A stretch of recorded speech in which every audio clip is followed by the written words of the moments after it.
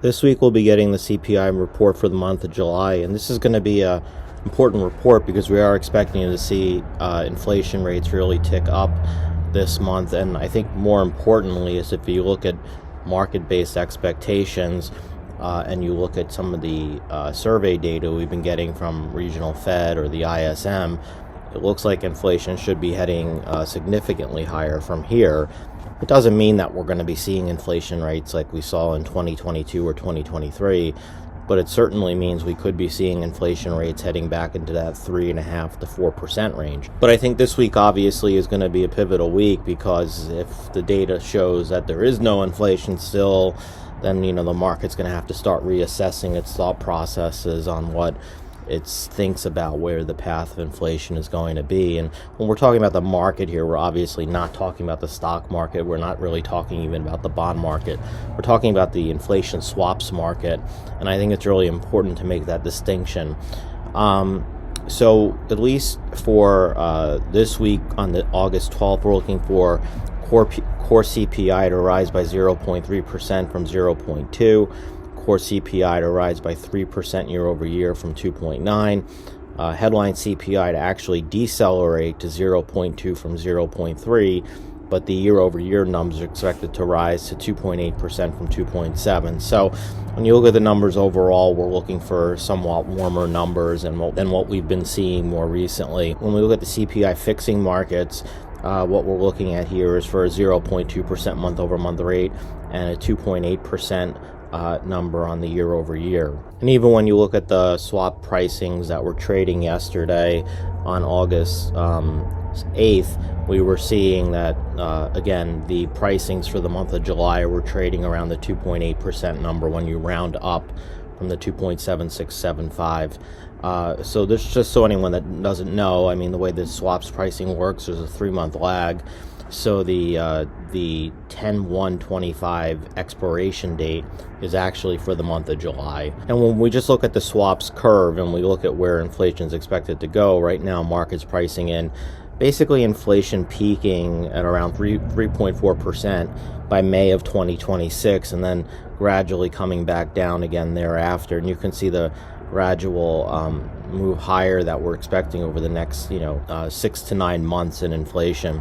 And it's interesting to look at the progression of this, really. When we go back to Liberation Day, for example, or the day following it, you can see expectations were for inflation to peak around 3.7% by September and October. So those are obviously it's been getting pushed further back in time, although it's not quite as high as it once was. When we look at May, again, we were looking for inflation to peak somewhere around 3.6% in October or November. By the time we got to June, we were looking for a peak of just 3.3%, and now currently we're looking for inflation to really peak not until the middle of next year, and we're expecting a rate of about 3.4%. So you can see how the data, as it changes over the last couple of months, has shifted the way the market's thinking about inflation and where it's going to be, right? And so generally speaking, it looks like inflation is expected to be a little bit lower than where the market was pricing it originally, but it's looking like it's going to take longer for those impacts to be felt. And so this report, obviously, if numbers come in as expected, you'll likely see these numbers probably not really change by very much. But if for some reason we were to see numbers that came in hotter, you could imagine that this curve will shift probably up further and perhaps get pulled forward a little bit. So that's something to keep in mind. When we look at inflation swaps going out to 1, 2, and 5-year type, what you see is that inflation expectations are generally have been rising. So here, even your 1-year inflation swap, again, around 3.4%. Your 2-year inflation swap right now around 3%. And your 5-year inflation swap even ticked up to around 2.7%. So generally speaking, since again around the beginning of early April, we have seen inflation expectations rising. and again, mostly across various different time frames. So this is really more of a trend of inflation is expected to really be more elevated over the next 1 to 2 years, and we really got to keep an eye on this 5-year kind, because even though it's elevated, it's really within the normal range it's been in since 2023, where you can clearly see the 1 and 2 year kind are well above where we've been in 22 or 23, and we're really towards the upper end of the ranges at some of the higher levels that we were seeing when inflation was looking like it might come back in late 2022 and 2023. So I think these are really more of the more important numbers that we need to keep an eye on, specifically the 5-year number. If we were to see the 5-year number, let's say, get above 2.8% or 2.9%, that would become really concerning, that the market's not only pricing in inflation to remain, in this 3 to 3.5%, this 3.5 to 4% range over the next 1 to 2 years, but sees inflation being a persistent problem over the longer term. And really the reason why we're seeing this is because we're seeing readings like the ISM services sector seeing a really big uptick in prices paid. So in the month of July, the ISM prices paid number hit 69.9. That was obviously one of the highest readings since we've had since the beginning of 2023, late 2022. We also saw this trend take place in the ISM manufacturing prices paid index. Now that's came down a little bit in the month of July, but again, you can see very elevated, back to levels not seen some time ago.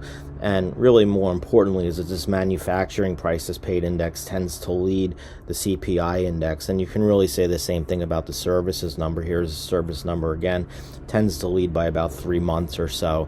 And when you look at the prices paid indexes of various regional Fed surveys, you can see those all have been ticking meaningfully higher as well, and really back to the middle of the range of what we've seen basically since the middle towards the end of 2022. And I think that's again an important thing to note, because we're seeing this across multiple different types of measurements when it comes to the direction of inflation.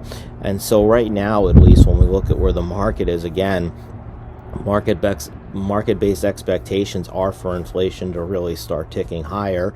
And this week's report, I think, is going to play a really critical role in that. And of course, then we're going to get the PPI report on the 14th, which also has a big meaningful impact as well, because we know these numbers get fed into PCE, and we're looking for a pretty substantial increase as well, with the PPI year over year going to 2.5 from 2.3, month over month going to 0.2 from 0.0. Ex-food and energy 2.9 from 2.6, and month over month 0.2 from 0.0.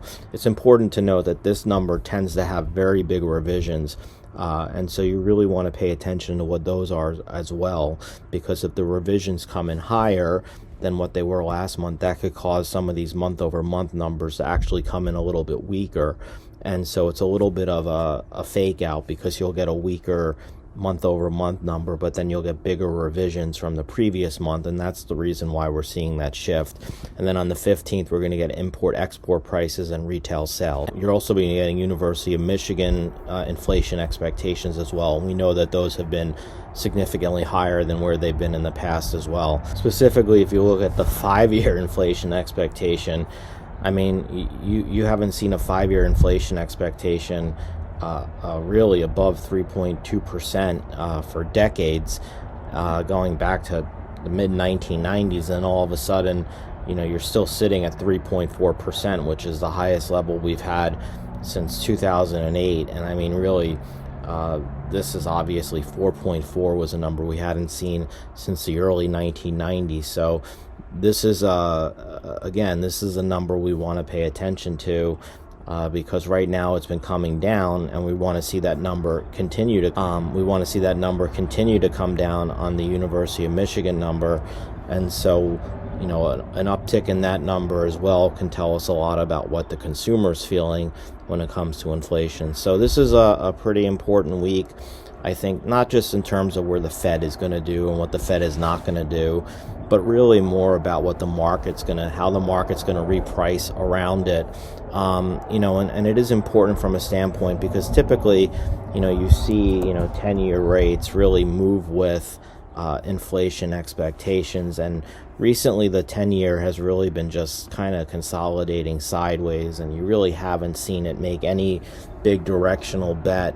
And I think that's because at this point we just really don't know where any of this information is going. The data has been has really been all over the place, and every time we think we're getting data that suggests the economy is doing better, rates start moving up, and then you get that shock job report last week, and we saw rates come back down. But I think the more important thing is that the 10-year has been generally holding the 420 level, and it's been generally not really getting much beyond the 4.5% level, and that's really the big ranges that we're focused on right now. Because if you got to pick up in inflation expectations again, you could expect probably to see the 10-year move higher, and maybe the 30-year begin to move up as well. But right now, the 30-year has really been holding the 480 to 485 area, and this has, been some of the key places that we've been paying attention to. And the RNIF is a pretty good inflation expectation measure that I,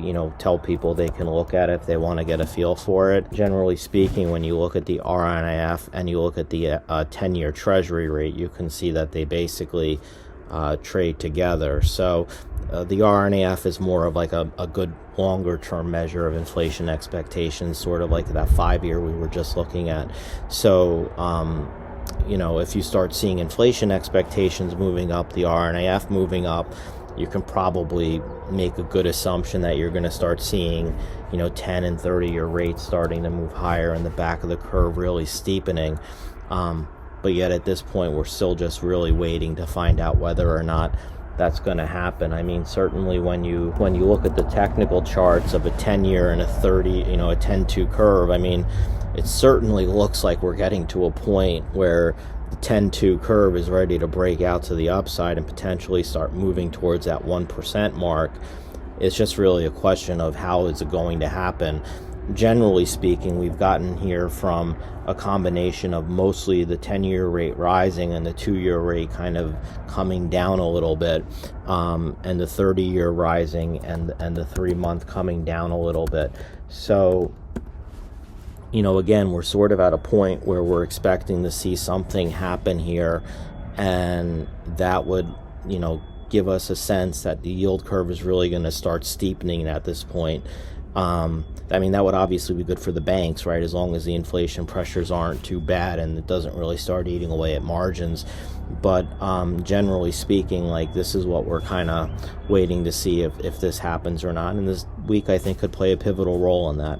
Anyway, hope you have a good week. Please remember to subscribe to this channel, like this video, share it with your friends, and we'll see you again soon. Bye.